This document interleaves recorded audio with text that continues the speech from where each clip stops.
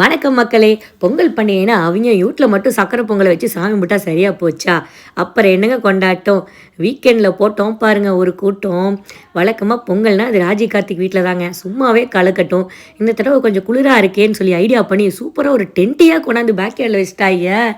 செம்ம ஐடியா போங்க.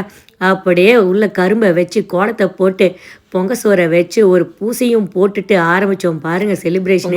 பொங்கல் அப்படின்ட்டு ஒரு குழவையை போட்டுட்டு ரெண்டாட்டம் கும்மி ஆடிட்டு அப்புறம் தாங்க மெயின் பிக்சரு. எல்லோரும் சேர்ந்து சமைச்சு ஒரு பாட்லாக்கை போட்டாங்க பாருங்கள் வாழை இலையில.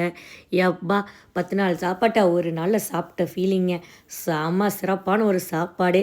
சரி சாப்பிட்டு முடிச்சுட்டு அப்படியே போய் தூக்கத்தை போடலான்னா விடுறாங்களா? டிசைனாக விளாட்டு போட்டி. இந்த குட்டீஸு இந்த உரியடி போட்டி வந்து செம்ம என்ஜாய் பண்ணிச்சு போங்க.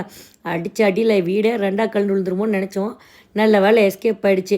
சரி குட்டீஸ்க்கு இந்த கேமுனா என்னடா அடல்ட்ஸுக்கு வச்சுருக்காங்கன்னு பார்த்தா கயிறு இழுக்கும் போட்டி வச்சு கையெல்லாம் ரணங்களாக ஆயிடுச்சு. இருந்தாலும் 2 டீமாக பிரித்து விட்டு அடித்து மேய்ச்சிட்டோன்னு வைங்களேன். அதுக்கப்புறம் பார்த்திங்கன்னா ஒரே ஐடியா மணியை கொஞ்சம் நடிங்க பாஸ் வேறு. அதுக்கப்புறம் ஆர்ட்ஸ் வேறு. டிசைனாக கேமை கண்டுபிடிச்சி களை கட்டிடுச்சு போங்க சாயங்காலம் வரைக்கும். அதுக்கப்புறம் பார்த்திங்கன்னா வந்துச்சு பாருங்கள் நம்ம விவாத மேடை. எல்லோரும் பொங்கி எழுந்துட்டாயே, டேய் இவ்வளோ பேச்சாளர்களும் எங்கடா ஒளிஞ்சிருந்தீங்க அப்படின்னு கேட்குற மாதிரி பயங்கரமாக எல்லோரும் பேசி சூப்பராக பண்ணிட்டாங்க. அதுலேயும் ரொம்ப சிறப்பு ஊர்லேருந்து வந்து பெரியவங்கள்லாம் எல்லாத்துலேயும் ஜாலியாக பார்ட்டிசிபேட் பண்ணதான். அதுக்கப்புறம் என்னங்க வாழைக்கம்பால் ஒரு 550 ஃபோட்டோஸ் எடுத்தோம். எல்லாத்தையும் சேர்த்து கொள்ளாச்சு பண்ணி இன்ஸ்டாகிராமில் போட்டு லைக்ஸ் அள்ளிட வேண்டியதுதான்.